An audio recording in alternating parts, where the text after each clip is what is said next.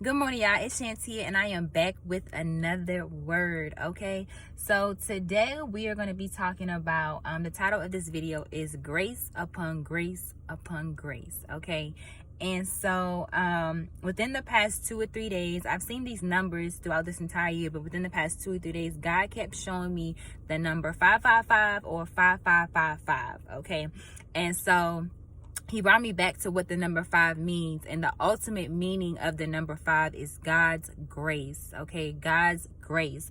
And so he led me to scripture. He led me to Isaiah 55:5, and it says, "Surely you will summon nations you know not, and nations you do not know will come running to you because of the Lord your God, the Holy One of Israel, for he has endowed you with splendor." Okay, so God just wanted me to get on here to tell somebody that his grace is sufficient. His grace is sufficient. I know you may have a rap sheet of all the things you did wrong, all the times you sinned or whatever the case is, but God is saying my grace is sufficient. God is saying not guilty. God is saying, my child, you are covered and made new again. Okay, and so he had me look up the look up the meaning of grace. And the meaning of grace is a free and unmerited favor of God. The free and unmerited favor of God. It's a spontaneous gift from God. It's unexpected and undeserved. Okay. So have y'all ever been in a season and our daily gifts, of waking up in the morning every day is an undeserved gift, right? Because tomorrow is not promised. And so that's God's grace, is waking us up, keeping us safe, allowing us to breathe, to see, to walk, and things like that. But have you guys ever been in a season where you just weren't getting it right?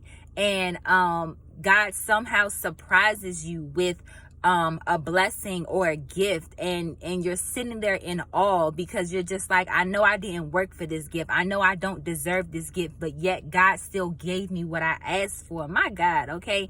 And so he wanted me to testify on my testimony earlier this year of how I got my car. And so 2 years ago, I made a vision board of this Lexus that I wanted on my car. But of course, that was 2 years ago. So, as the years go on, my taste had changed. I was like, I don't want a Lexus anymore. My dream car was now my Range Rover, right? So that was my vision for 2021. I didn't know how I was going to get it. I was just like, I set my intentions. I'm like, I want the Range Rover. And so literally this year, when I had moved out to the West Coast, to Cali, before I went, God said there will be a brand new car waiting for you when you get there. And I was like, a brand new car? So I'm like, okay. So I get there. I didn't see the brand new car. Okay. Didn't have a job. I didn't know what God was talking about. It was just something crazy. Okay. And so literally, I was on a Daniel fast, and the third day into my Daniel fast, the second day I had a dream. The third day I woke up, and I remember recalling my dream. And in my dream, I had went to a dealership to look at a car. And I just remember the car being all black in the dream, and somebody was showing me the car, and I had went inside of the dealership talking to the people, and I woke up. And the other part of the dream was my pastor. I'm part of One Church LA with Pastor T.D. Jakes and Pastor Sarah. And my pastor was like asking us, like, what do we need? And I was like, a car. And a note came like in front of him, and it was just like blue car. It just said blue car. And so that's another thing that God has been showing me, the color blue, all of this year. And the blue he's been showing me is like a royal blue, like a rich, wealthy royal blue, right? And so when I woke up, I'm thinking that my car is supposed to be blue, but I had seen a black car, so I didn't know. So besides the point, the next day I wake up, right, y'all, and I'm like, God, a car. So I'm about to work out, and on my aunt's TV screen, I see the Lexus that I wanted. And so and you know, this is why you got to pay attention to signs, okay, and be alert, because God is in everything. And it was literally just a random like little commercial, just a flash by of like Alexis in our car, and I'm like, Alexis. So something just clicked in my mind, and I'm like, let me just look up Alexa dealership, because you know my faith is the type of faith where I'm gonna go to the dealership. Didn't have a job, didn't have the income, didn't have none of that, but I'm gonna just go. And I was like, I'm gonna take a picture of my car, you know, I'm gonna just get myself prepared for when I get my new car. And that's exactly what I did. Let me tell y'all something about God's grace. In the midst of me going by faith, to that dealership, just to go look at the car, just to go sit in the car, just to go take a picture, let me tell y'all how I walked off the lot with the car. I walked off the lot with the car. I had no income. I had no job. I had literally just moved to the new city. Okay. I only had like a couple $100s to my name, because I hadn't been hired yet for my job, in Cali. But let me tell y'all something about God's grace. God's grace doesn't make sense. God's grace is not something that you can calculate. Okay, so when God says you have to walk by faith and not by sight, you have to move by faith. Faith is an action. Okay, faith is not something where you could just sit there and just hope. No, you got to act on it. You have to act on what it is that you're asking God for, whether it is a brand new car. Get up and go to the car dealership. Go take your car for a drive. That's what I did. Go take pictures. I got pictures of me with the keys in my hand, and I sat in that office for 7 to 8 hours. I didn't have to lie. I didn't have to manipulate nothing. I didn't do nothing. The girl that was working on my behalf, my God, favor. The girl that was working on my behalf went above and beyond to call banks, to call different people, to make sure. She said, I'm going to make sure that you leave this lot with the keys to your brand new car. My God, I'm getting chills. So God is saying in this hour, like, his grace is sufficient. When he says, don't just look at what you see, you got to actually move by faith. Whatever it is that he's telling you to do, he's saying a new house, you need to go start looking at houses. I don't care if you got negative $500 in your bank account. If he told you that you getting a new house, you better start looking at houses. You better start looking at wedding dresses. You better start looking at new cars. You better start looking and put yourself in the vicinity, in the exact place of what it is that you're praying to God for, and how you're moving by faith. That's action. That's what moves God.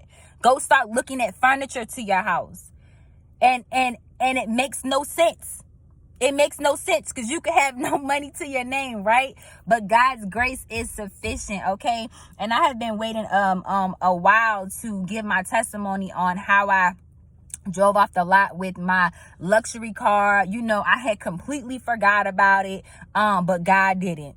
God never forgets none of our prayers. And so he gave me this car. I didn't know how I was going to pay the car note or none of that. And it was just never missed a date, never missed a bill, never missed nothing. Okay. So when God says that my grace is sufficient, and grace is a gift, when God gives you a gift, however, whatever shape or form that gift may come in, God is saying it's yours. You can't look at you can't look at the house. You can't look at the house. You just got to listen to the promises that God gave you and then move in faith, because it's a million ways of how God can bless you. And sometimes we limit ourselves just thinking about one way of how our blessings could come to pass, when a lot of times that one way has nothing to do with the way that God is going to use in order to bring these blessings to you. Okay. So I just want to come on here with a quick word of encouragement that God's grace is sufficient. Okay. And if he told you something that is yours, then it's yours. If he told you to move by faith, to act on it, then do that. I don't care if you got to sit down and close your eyes and visualize yourself. You know, I visualize myself receiving checks in the mail or whatever it is. Like, you have to act on faith. Get a fake check. Write the amount that you want on that check. Right? Pray over it by faith. Like, God moves on faith. He needs our faith. He needs our belief. Okay. And then he brought me to this last scripture. So my mom had got me a new journal yesterday, and it was so timely. It's so cute. I'm gonna show y'all. And on the journal it says, "Be still and know that I am God." Psalms 46:10. And I literally laughed when she gave it to me, because that is the season that I have been in. Is God been telling me to be still and know that I'm God. Be still and know that I will fulfill my promises. Be still and know that my word cannot return to me void. Be still and know that I am your Father. Be still and know that I hear and see all things. Be still and know that I know when your bills are due.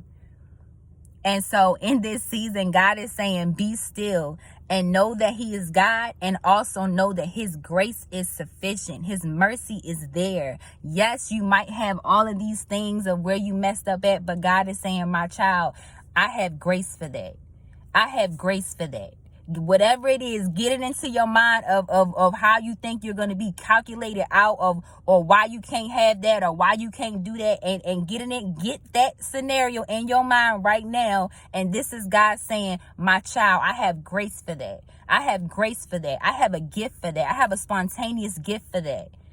Okay, so I just wanted to get on here with a quick word that God is just saying that his grace is sufficient. And the scripture was so timely. Isaiah 55:5. Surely you will summon nations you know not, and nations you do not know will come running to you because of the Lord your God. People will come running to you because of the Lord your God, the Holy One of Israel, for he has endowed you with splendor. Okay, so know that God's grace is sufficient. Okay, and he loves you, he sees you, and if he told you he's going to do something for you, he's going to do it. Have the faith to believe it. Okay, I love you all. Until next time. Bye.